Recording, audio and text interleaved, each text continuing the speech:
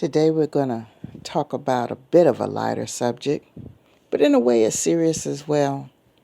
And this is just based on some observations. So before I start, I want to go ahead and give a disclaimer. This situation is not age related.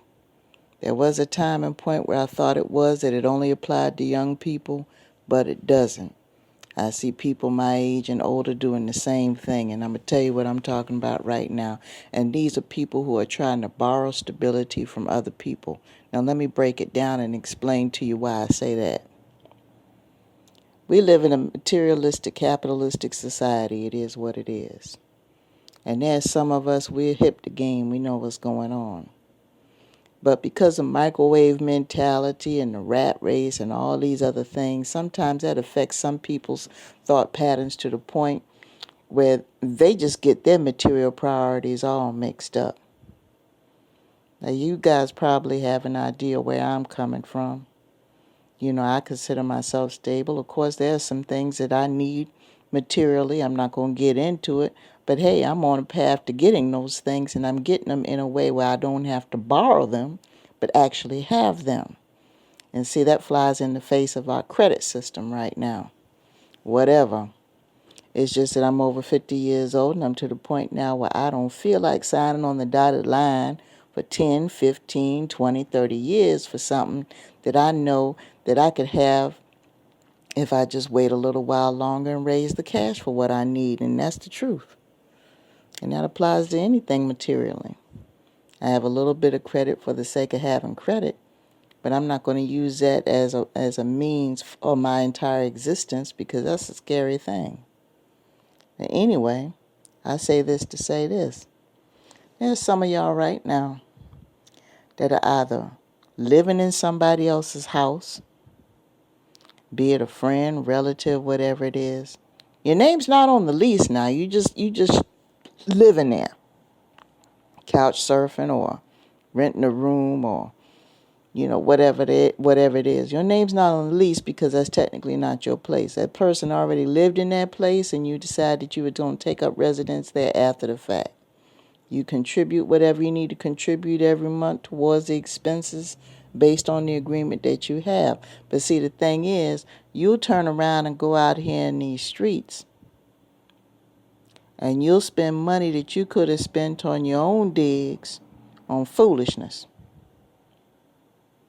You sit up there, okay, you may have yourself a decent vehicle to ride or something, but some of y'all sitting up there, y'all got 2, 3 cars, don't have a lease or a mortgage in your name, don't live by yourself, you're living in somebody else's house. Or you're sitting up here every day, you got to run and throw your money away on drugs or alcohol or gambling. That's money that you could spend to have your own place and your own space. And then you want to turn around and call yourself spiritual and enlightened. Enlightened with what? You don't even have your own space to even practice your spirituality. You don't even have your own existence. You're coexisting in somebody else's life. But the first thing that comes out your mouth is that you want to get somebody who's stable. So what do? You purposefully seek out people that have stuff that you don't have. Infuse yourself into their life like you have something going on that you don't.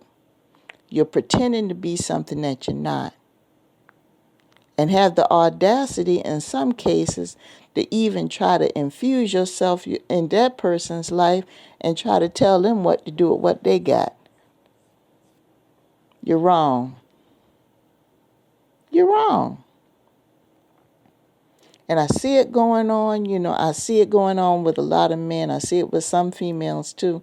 I see it going on with a lot of males that, they reached a certain age, and in the back of their mind, they have technically given up on trying to dream. They've given up on trying to build themselves, so they figure they'll just go ahead and borrow somebody else's existence. You can't do that. And to turn around and have the nerve and ask for somebody to be stable and how they have to have this and they have to have that, you better watch yourselves, because that person that you are looking for, that person's going to have more than you, but they're looking at you too. they're looking at you too. And the funny part about it is, some of y'all got some fat bank accounts. I don't have any problem with someone having a small place to stay as long as it's theirs. And I don't have a problem with somebody having a stable income as long as it's theirs. But you're chasing after foolishness. I know somebody right now who is staying in somebody else's house, and all they want to do is run up and down the road all the time. Go to this place, go to that place, travel here, travel there, travel here, travel there. And their car payment is more than what they're paying to stay in that room that they're renting from this person. But they'll go out in these streets dressed to the nines and everything else, and they will get involved with people, male and female, will get involved with people and give them the impression that they're balling out of control. They'll wine and dine the daylights out of them, and then after a few months they get comfortable with them. Then they have the nerve to sit there and try to place demands on the other person. Now, mind you, the other person's got their own digs. And they may not have a car as fancy as theirs, but they have one and it's paid for. And they have a bank account, and they have a stable relationship. See, it's all about stability, people. It's not always about stuff. You can see somebody that has a whole bunch of stuff, but if they're living out a gym bag or a suitcase, that is not stability. Now, the only exception to this is if their career requires that they live out of a gym bag or a suitcase. But if they're going to the same place every single day, back and forth, and knowing that they got to put their head down somewhere, and that income is enough for them to get something on their own, whether it's their own room by themselves, efficiency, a studio, whatever the case may be, and they make the income to do it, and they want to turn around and they want to get all this other stuff, then they don't have their priorities in line. I don't have anything against nice vehicles as long as you can afford them. But one thing you're not going to do is you're not going to come into anybody's existence who has what you don't have and going to sit there and pass judgment on them because they don't have what you have. You're going to sit there and tell me why I don't have a fancy car, but I got a lease in my name. And my name is the only name on the lease. And it ain't just a room. It's a whole doggone place I got. But you got a fancy import vehicle that you're paying all this money every single month. But the thing is, you staying in somebody else's house. So how you going to tell me what to do? You see what I'm saying, people? We got to be careful of these people who put on this front like they've got so much going on, like there's so much of a catch. It's a game to them. They don't care about stability. Where I've been here going on 4 years now. 4 years. Do I want a little bit more? Yes, but one thing I'm not going to do is I'm not going to turn around and get my priorities out of whack and go out on a limb just to have it, just to say that I can have it. I'm going to get the little bit more that I want when I'm in a position where I'm comfortable enough to keep it. And that's the thing. A lot of these people want to get stuff, but they're not thinking about how to keep it.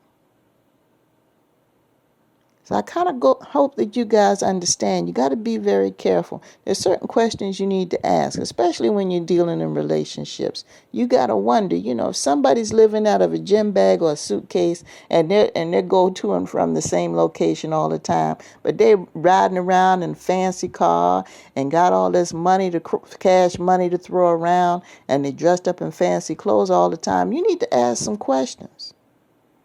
Ask them why they don't have a lease in their name. Why they aren't living by themselves. Do they have some kind of health condition where they require to have someone around them all the time? Because that's the only exception I could think of. And even if that's the case, then why are you throwing all this money around and you can't get a lease or a mortgage in your own name? You can't get your own space with your own kitchen and your own bathroom? I don't have anything, I don't have a problem. If somebody wants to live out of their vehicle, that's a different story. That's a totally different subject I want to talk about later on, because there are some people that are literally buying vehicles and making homes out of them. I ain't talking about them because they're independent. At least they're doing it by themselves, for themselves. I'm talking about these people that are trying to act like they got it going on, and they are literally living under somebody else's roof and pretending to be like there's something that they're not, and want to judge other people for not having the little bit that they have. You have to cut that mess out. Search within yourself and find out what you need, and get with your creator and go over the list of things that you need to adjust in your mindset so you can start receiving some of these blessings. Because if you're running in that type of headspace, you ain't going to get more than what you're getting. You're not. And all you're going to do is you're going to attract people that are in the same mindset as you are. And then it's going to be two of y'all with all up in your head with some mess. That's all it's going to be. Ain't nothing good going to come out of that. You really need to check yourselves.